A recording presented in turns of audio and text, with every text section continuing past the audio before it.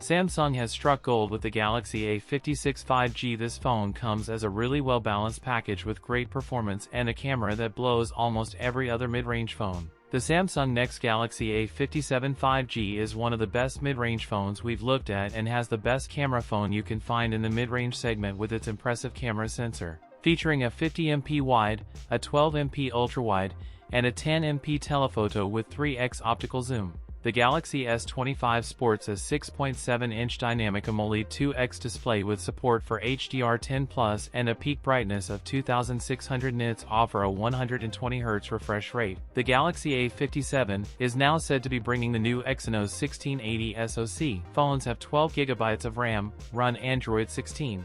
The Samsung Galaxy A57 has a 5000 mAh battery.